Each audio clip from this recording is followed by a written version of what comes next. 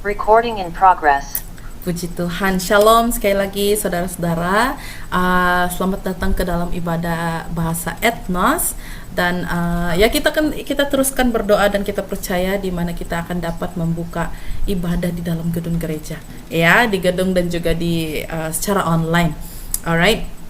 Dan malam ini saudara, karena Pastor Carlo dia sekarang mereka ada misi di Sarawak, jadi ya dia dengan tim misi ada di sana sekarang. Jadi mereka akan kembali ke Ipoh esok. Jadi saya meminta saudara-saudara untuk mendoakan mereka untuk ya kembali ke Ipoh dengan selamat. Alright, jadi malam ini saudara saya akan memberikan firman Tuhan kepada kita. Malam ini kalau sesiapa yang mengambil nota, tajuk malam ini adalah misi Mesias. Alright, kita baca di dalam buku Lukas pasal 4 ayat 18.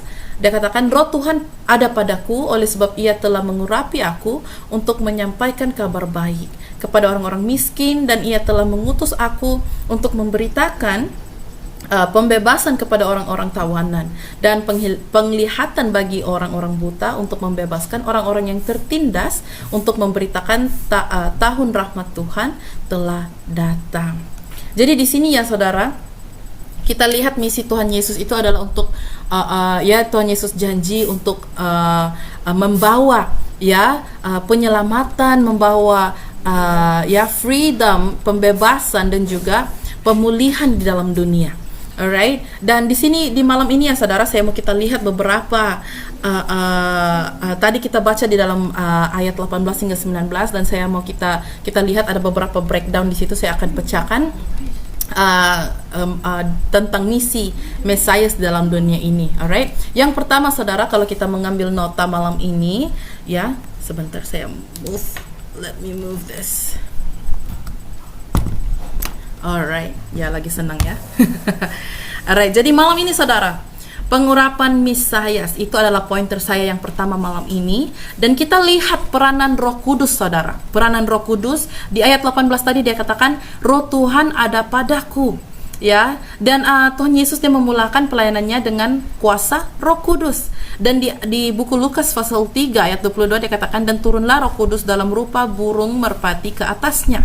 Dan terdengarlah suara dari langit, Engkaulah anakku yang kukasihi, kepadamulah aku berkenan. In you I am well pleased." Dan di buku Lukas pasal 4 ayat 1 dia katakan, Yesus yang penuh dengan Roh Kudus kembali dari sungai Yordan, lalu dibawa oleh Roh Kudus ke padang gurun. Jadi sebagai orang percaya saudara, kita mengalami Roh Kudus dalam tiga cara utama. Yang pertama, dia memeteraikan, dia mendedahkan, dan dia memenuhi kita. Ya, dan kita juga melihat tujuan pengurapan Roh Kudus, yaitu untuk memenuhi rancangan penebusan Tuhan dan juga pelayanan Yesus. Dia mencerminkan hati Tuhan untuk manusia. Ya, kita lihat ya Tuhan itu ada hati untuk kita sebagai manusia ya saudara. Dan pointer saya yang kedua malam ini saudara, misi Mesias, yaitu pemberitaan kabar baik. Ya kita boleh lihat di dalam tiga untuk pemberitaan baik kita pecahkan kepada tiga saudara. Yang pertama yaitu kabar baik bagi orang miskin. Dan kelompok miskin di sini dia mewakili kelompok yang terpinggirkan dan rohaninya hancur. Saya tidak berbicara tentang kemiskinan secara uang, ya, secara ya financial or wealth, tetapi miskin di sini dia membicarakan tentang di mana rohaninya itu terhancur, kehidupan rohaninya itu hancur. Ya, jadi firman Tuhan Yesus itu dia adalah satu pesanan yang memberi harapan dan juga pemulihan. Dan ini adalah salah satu misi Mesias dalam dunia ini. Alright, yang kedua untuk pemberitaan kabar baik yaitu kebebasan bagi para tahanan. Ya, for the prisoners.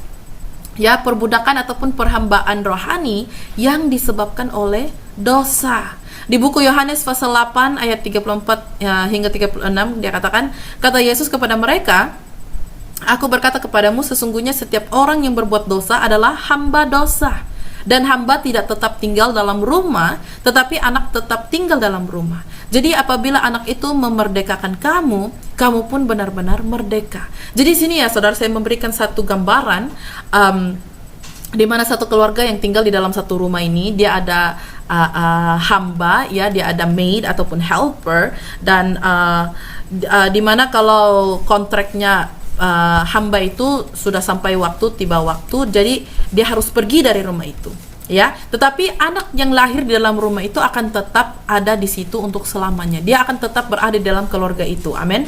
Jadi kalau ayat Alkitab dia katakan apabila anak itu memerdekakan kamu, kamu pun benar-benar merdeka. Amin.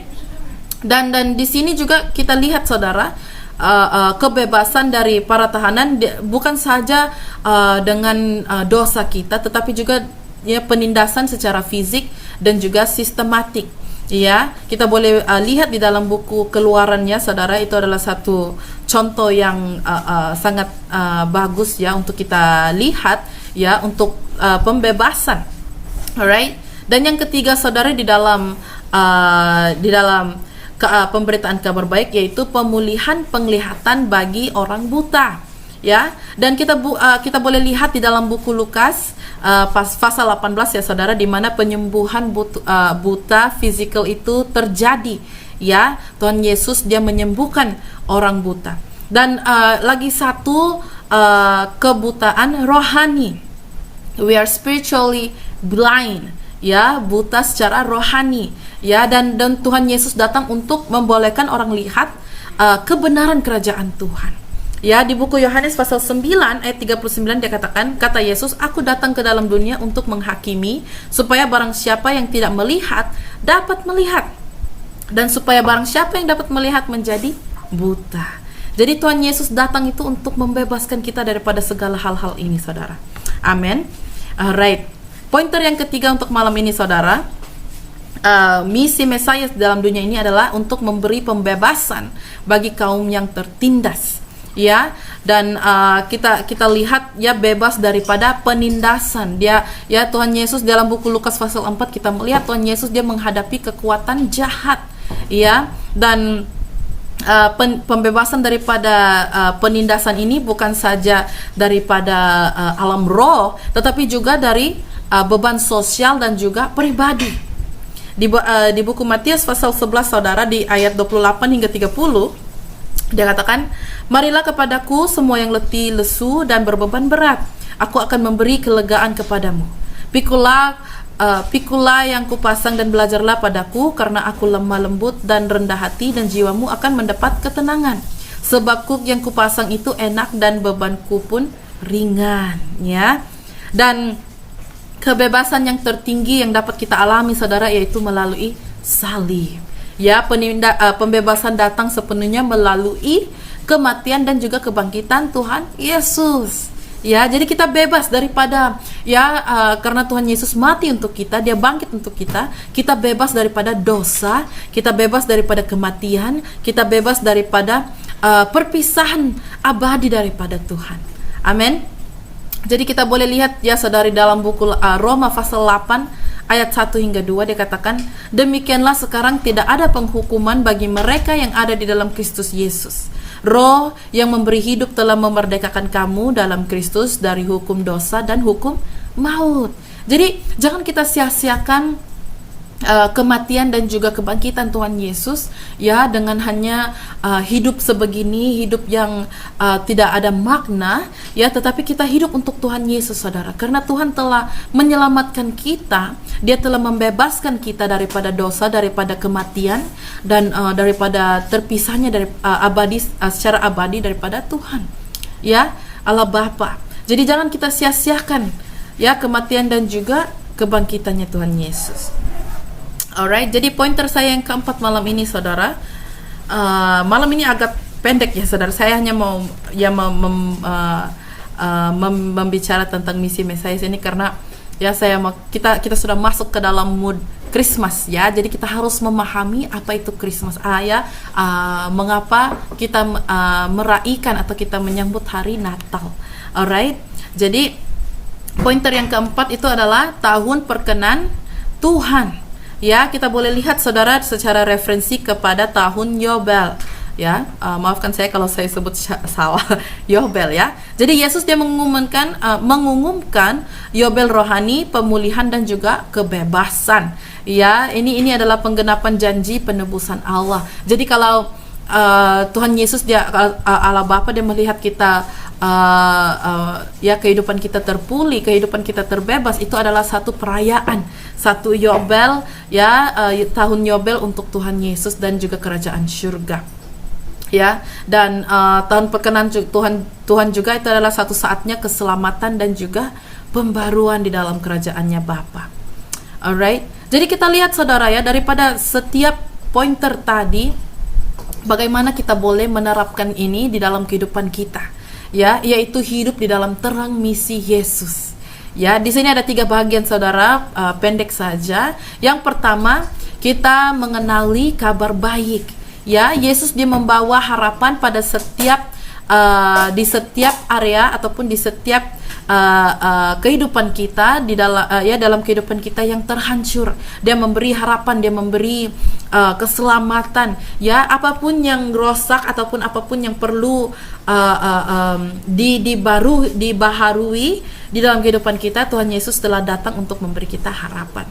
Alright. Yang kedua, kita harus menerima kemerdekaan yang Yesus berikan. Ya, yaitu kebebasan daripada dosa, kebebasan ataupun kebutaan rohani, dan juga kebebasan di dalam penindasan, in oppression. Ya, kita hanya perlu menerima kemerdekaan Tuhan Yesus yang Dia berikan kepada kita, dan kita akan bebas daripada semua ini. Amin. Alright. Dan yang ketiga saudara, kita harus bergabung dengan Yesus di dalam misinya Yesus. Ya, begitulah cara kita menerapkan apa yang kita pelajari tadi, dan kita teruskan hidup dalam terang misi Yesus. Ya, karena kita harus memberitakan kabar baik. Kita diselamatkan oleh Tuhan Yesus bukan saja untuk diri kita, ya, tetapi kita juga harus meneruskan misinya Bapa. Ya, di mana kita juga memberitakan Injil, memberitakan kabar baik kepada orang-orang di sekeliling kita, kawan-kawan kita, teman-teman, keluarga. Ya, kita harus beritakan, kita harus berikan Injil ini kepada mereka. Dan kita harus peduli terhadap kelompok marginal ataupun yang ya saya katakan tadi, di mana mereka miskin secara rohani, secara kehidupan rohani mereka.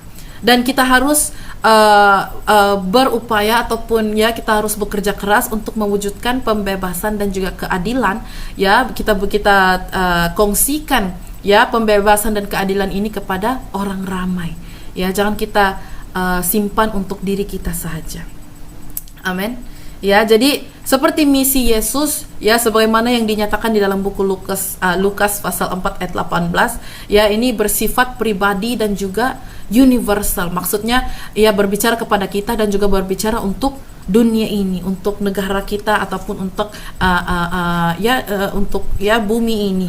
Ya, jadi di sini malam ini ya saudara, Bapa di surga kita dia mengundang kita untuk merasakan kuasa transformatifnya dan juga ya kita bergabung dengannya dengan membawa firman harapan, kebebasan dan juga pemulihan di dalam dunia ini. Ya, jadi ya keselamatan kita itu saudara kita gunakan, kita expand, kita besarkan untuk semua saudara. Jangan kita simpan berkat ini di dalam untuk kehidupan kita sahaja. Ya, saya mau tutup di dalam ini saudara ya. Di dalam buku Matius pasal 5 ayat 14, dia katakan, "Kamu adalah terang dunia. Kota yang terletak di atas gunung tidak mungkin tersembunyi. Lagi pula orang tidak menyalakan pelita lalu meletakkannya di bawah gantang, melainkan di atas kaki dian sehingga menerangi semua orang di dalam rumah itu. Demikianlah hendaknya terangmu bercahaya di depan orang, supaya mereka melihat perbuatanmu yang baik dan memuliakan Bapamu yang di sorga." Jadi mari kita bergabung dengan Tuhan Yesus, dengan Tuhan Bapa kita, Allah Bapa kita, dengan menjadi pelita ataupun menjadi lampu ataupun menjadi terang di dalam dunia ini, saudara. Ya, biar bagaimana kita menutupi terang ini, dia akan tetap bercahaya karena Tuhan Yesus yang mengurapi kita. Amin. Ya, Allah Roh Kudus yang mengurapi kita. Jadi, ya saudara, malam ini saya berdoa kalau kita tidak pun dapat apa yang saya katakan dari awal tadi, Ya, satu saja yang saya mau kita ingat, yaitu Tuhan Yesus dia datang untuk memberi pengharapan, memberi kebebasan dan juga memulihkan. Ya, dia datang untuk memulihkan kita di dalam kehidupan kita ataupun dalam dunia ini. Amin. Ya, saya berharap kita mempelajari sesuatu dari sini, saudara, ya, di mana misi Mesias itu kita harus teruskan dalam kehidupan kita, di dalam gereja kita, dan juga di dalam komunitas kita. Dimanapun kita berada, kita harus teruskan misi Yesus. Kita mengembangkan kerajaannya Bapa di dalam dunia ini. Amin. Haleluya. Mari kita berdoa. Haleluya. Bapa di surga, terima kasih ya Tuhan atas firman-Mu ya Bapa, di mana Engkau telah berbicara kepada kami ya Bapa. Biarlah kami mempelajari sesuatu daripada firman-Mu malam ini ya Tuhan, di mana kami akan meneruskan untuk mengerjakan ya Bapa misi-Mu di dalam dunia ini ya Tuhan, di mana Engkau telah memanggil kami ya Bapa menjadi terang di dalam dunia ini. Haleluya. Biarlah hadirat-Mu ya Bapa, haleluya, bercahaya ya Tuhan dalam kehidupan kami, dan biar orang melihat ya Tuhan betapa indahnya dan baiknya Engkau di dalam kehidupan kami Bapa. Kami berterima kasih ya Tuhan atas misi-Mu yang Engkau telah lakukan di dalam dunia ini ya Bapa, dan di saat ini ya Bapa biarlah kami mengambil bahagian dan juga bergabung bersamamu ya Bapa untuk mengerjakan misi-Mu ya Tuhan. Kami berikan syukur kepada nama-Mu ya Bapa, kami tinggikan nama-Mu ya Tuhan. Haleluya. Di dalam nama Tuhan Yesus kami berdoa. Amin, amin, haleluya. Shalom saudara, ya kita jumpa minggu depan dengan Pastor Carlo. Mereka akan kembali esok, jadi ya teruskan untuk berdoa untuk tim misi, dan kita akan jumpa minggu depan. Shalom.